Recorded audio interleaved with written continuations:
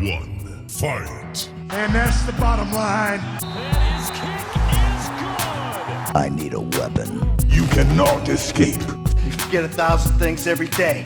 How about you make sure this is one of them? Here we go. It's time for the main event. What's up, and welcome to the Single Player Experience Podcast, the podcast dedicated to all things single player gaming. As always, I'm your host, Sebastion, and each and every week we dive into the latest news, in-depth reviews, and hand-picked recommendations to enhance your solo gaming journey. Whether you're here for the newest and hottest releases or hidden gems, we've got you covered. So grab your controller or whatever it is you do while listening to your favorite podcast, and let's get into the world of single player games. Okay, let's talk about the first story of today. The first story is all about the cancellation of the Wonder Woman game. I know many of you have heard a lot about this. It's been popping off in recent memory that the WB Games has actually canceled their big Wonder Woman project. This was done by Monolith, and this project was being done by Monolith Games, the same studio that did the Shadow of War and the Shadow of Mordor games, the Lord of the Rings games that were very good and were known for doing a great job with the new, well, back then the new system that was known as the Nemesis system. I loved the Nemesis system. I thought it was absolutely spectacular of a mechanic where the NPCs, specifically your opposition, remembered you as you basically encountered them, and sometimes they would run away from encounters after you did them in. Sometimes they beat you and then remember that they beat you, and they would have these quick little things every time they meet you and encounter you again. I thought that was so amazing. So yeah, I'm going through a little pain with this one, specifically the pain of seeing a game with so much potential get sent to the Shadow Realm before it really even had a chance to shine. You know, my history with Wonder Woman has always been hit or miss. I like the comic books a lot. When Wonder Woman hit theaters, I was initially skeptical, yet DC movies were able to kind of bring it in with a movie that was actually really damn good. And this was a time when DC was very hit or miss, you know, basically like a stormtrooper in a gunfight. I mean, damn, they were hit or miss bad. But the first Wonder Woman movie, besides the third act, absolutely slapped. Then they dropped, you know, the second Wonder Woman, the sequel, Wonder Woman 1984 on Christmas Day, which felt like opening a gift from your grandmama, and you were so excited about it, and you found out it was only socks. Useful, but not what you wanted. So Wonder Woman 1984 was one of the worst superhero movies I think I saw in 2020. It was absolutely diabolically bad. Correct me in the chat if I'm wrong, or correct me in the comments if I'm wrong about that movie being in 2020. But I remember it was the pandemic, Christmas during the pandemic. So it might have been 2020 or it might have been 2021. But regardless, that movie was absolutely poo cheese. Terrible by every metric. So, you know, when Wonder Woman was announced, I think it was Summer Game Fest about 4 or 5 years ago. It was announced that we were getting a Wonder Woman game during Summer Game Fest, or maybe it was during the Game Awards. I think it was actually Game Awards. I was very excited about that. I thought this was a game with a lot of potential. The trailer, even though we didn't see jack shit from it, looks like it was going to be done with a high production budget behind it. So when Wonder Woman was announced, felt like the game would be featuring the Nemesis system from Shadow of Mordor, and I was all in.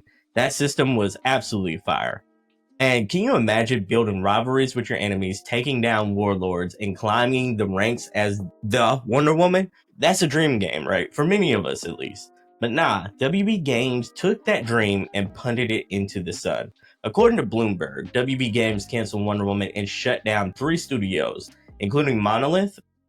That one hurt me. The developers behind the Wonder Woman game, and the Shadow of War and Mordor games that I mentioned earlier. And just like that, the dream was absolutely over. Fans were devastated. One fan in particular said, "I bought a PS5 for this." And another one that was in my Discord, you could join it to the Single Player Experience, said, "I am done with this company. That game would have been awesome." Another one that personally messaged me through Facebook, a friend of mine, said this was absolutely terrible. It felt like one of the biggest misses in games in a very long time. Now, even the legendary comic writer Gail Simone, who actually saw the game, said it was absolutely gorgeous and expansive. So, what the hell happened? What happened to this game? Well, Warner Brothers happened. Their gaming division is ran like a circus with no ringmaster. They forced Monolith to abandon their original idea and then work on Wonder Woman instead. And then, when things got rough, they bailed.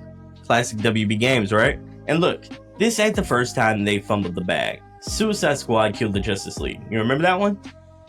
Pepperidge Farm remembers that one. Everybody remembers that one as the 5-minute flop that it actually was. Everyone remember Multiverses, the Smash Brothers clone starring WB characters that came, went, and also flopped? You know, I think they put that game out multiple times. They released it first, then they unreleased it, said, nah, that ain't the official release. Then released it again, just so it would flop again. Absolutely terrible. WB Games is so bad about this. They even canceled games featuring The Flash and Constantine. Like, how do you mess up superheroes this damn bad? Especially Constantine, that would have been a fire-ass game. At this point, if Hogwarts Legacy 2 or the next Mortal Kombat doesn't print money, WB Games is going to cancel more games and shut down more studios. It's a damn shame. A Wonder Woman game with the Nemesis system, a system that should pretty much be an easy win for most IPs, got canceled. That's crazy, right? Instead, it's another casualty of corporate greed. Rest in peace, Wonder Woman. We barely knew you. R.I.P. R.I.P. Mission complete.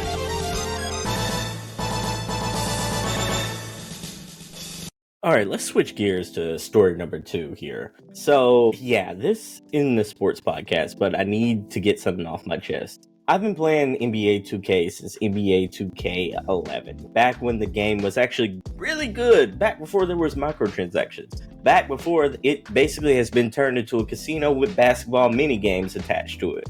But through all that, I stuck with it. And you want to know why?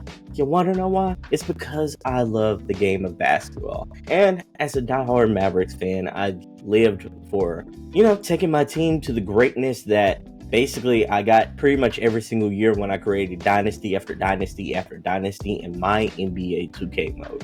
That's my bread and butter. That's my joy. That's pretty much my downtime, is creating, taking the team that I love, one of the worst teams in the league, as I recreate the Seattle Supersonics, and basically taking them to a rags to riches story and trying to make a powerhouse out of them. So I was doing that same old with NBA 2K, and everything was going good. Everything was going fine this year. I was enjoying the game.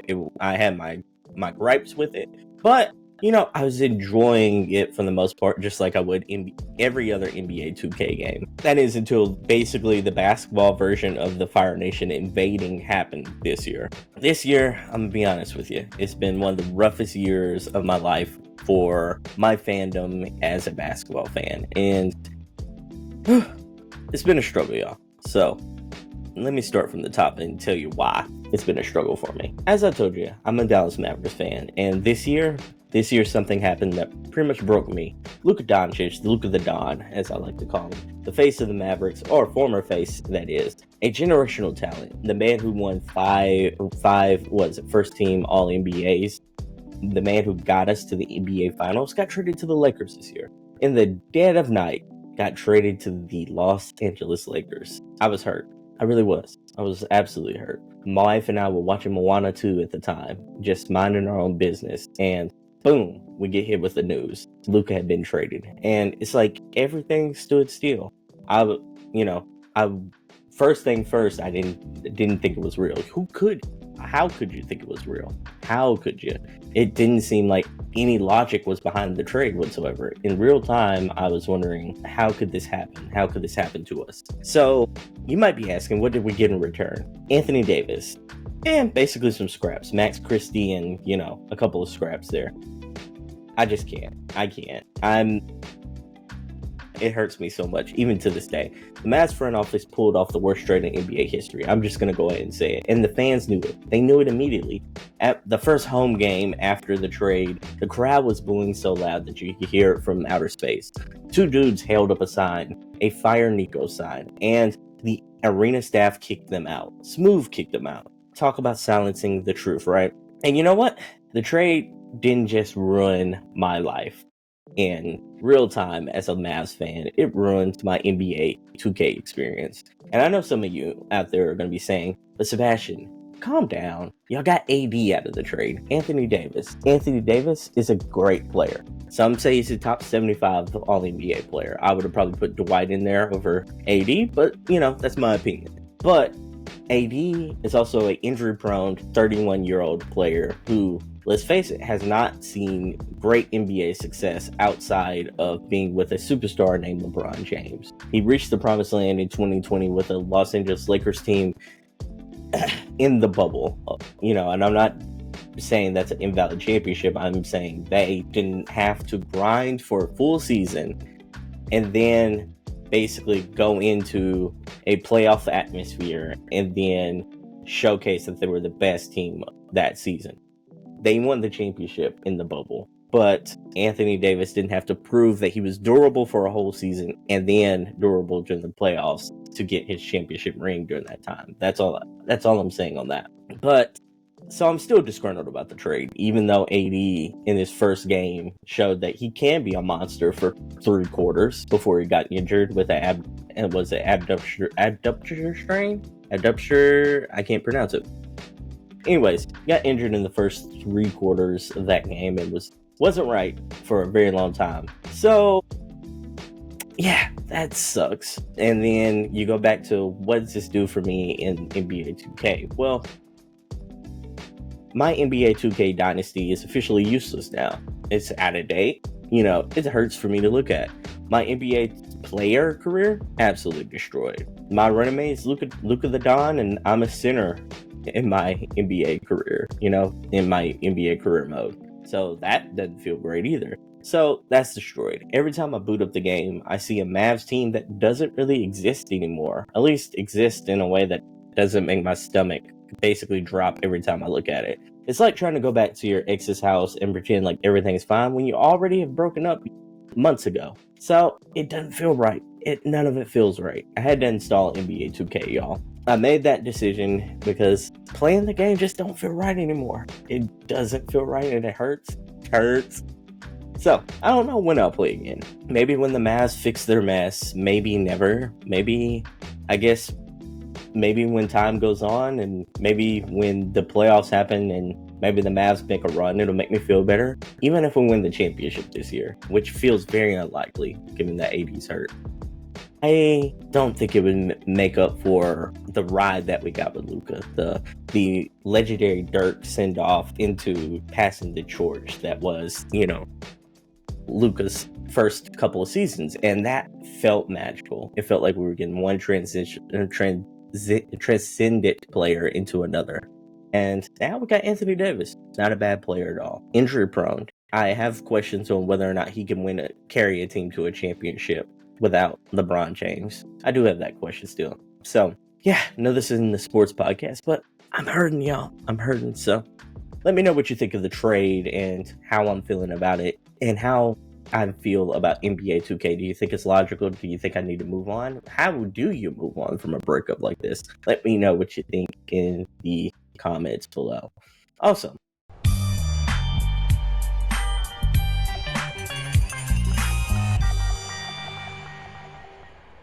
Alright, so let's go with our final story. Story number 3. It's Monster Hunter Wild is so popular, it's selling out cheese now. So, did y'all know about that? Did y'all hear about that? Because I didn't. And I didn't even know what cheese naan was, to be honest. But let me take this from the top. Monster Hunter Wilds came out recently, and Capcom is out here doing victory laps because the game in just under 4 days sold 8 million copies. Absolutely insane. They're just laughing, high kicking all the way to the damn bank. The game is doing absolutely incredible. It's officially Capcom's fastest selling video game ever. That's bigger than Monster Hunter World. It's bigger than Resident Evil. It's bigger than Street Fighter. It's bigger than all those combined. That is massive. So here's where things get absolutely wild, y'all. The game is so popular, it's so worldwide right now, it's affecting real life restaurants. Yeah, you heard that right. Real live actual restaurants. There's a dish in Monster Hunter Wilds called cheese naan, and apparently players got so obsessed with it that actual restaurants started running out of the ingredients. I shit you not, people. People got obsessed with the game that actual restaurants were struggling to keep up because they were running out of the ingredients. Like Capcom dropped a game and suddenly every Indian restaurant is dealing with a cheese naan shortage. That is insane. You know how popular that game is. Anyways, Capcom, man, they're one of the only publishers in the industry that's not currently on fire. While everyone else is laying off the workers, shutting down studios, fumbling the bag, Capcom is out here reviving Okami and Onimusha and dropping bangers after bangers like Street Fighter 4, Dragon's Dogma 2, and now Monster Hunter Wilds.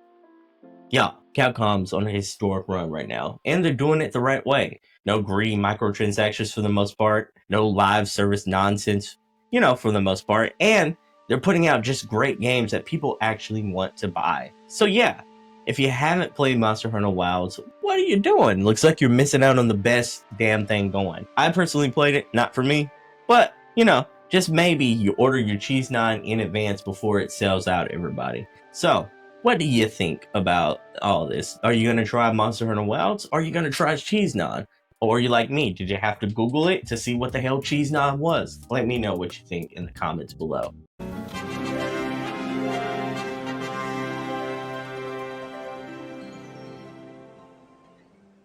All right, everybody. So we talked about the first 3 stories of this episode. We talked about all things good that was happening with Monster Hunter. We talked about my heartbreaking current breakup situation with NBA 2K, and we talked about the Wonder Woman game getting cancels. The only thing I have left for you is, of course, the video game recommendation of the week. And it's a pretty good one, if I do say so myself.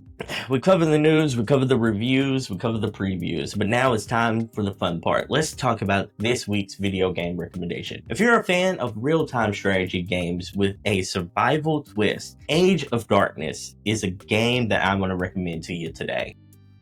Give me 1 second, let me pull up some footage of Age of Darkness here. So for the people who are actually watching, they can actually see what's going on and see whether or not they want to check this game out. Alright, so for all you other people, let me give you the general pitch on who should play this game, what is this game, and why I'm recommending it to you. So, of course, this is a single player game, and if you're a fan of real-time strategy games with a survival twist, Age of Darkness: The Final Stand is a game that you should have on your radar. It's developed by Playside, and this is a dark fantasy RTS that puts you in command of a struggling settlement where you must gather resources by day and fend off overwhelming hordes of nightmares by night. I saw the trailer for this. I did not know what the hell this game is, but I'm trying to play more indies this year, and especially indies that kind of left early access or officially launched with their 1.0.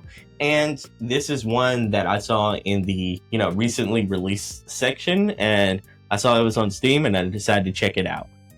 I liked the premise. I'm a fan of Age of Mythology. That was recently on Game Pass, and it really, really sunk his teeth into me big time and really hooked me. I also really liked, I'm a big Civilization fan. I like Age of Empires. I love strategy games, so I was already intrigued with the premise of there was a new strategy game that basically felt like it was a dark fantasy type within the genre. So that originally got me intrigued. Now let me give you some more of the pitch on why I really wanted to check this game out. It's this.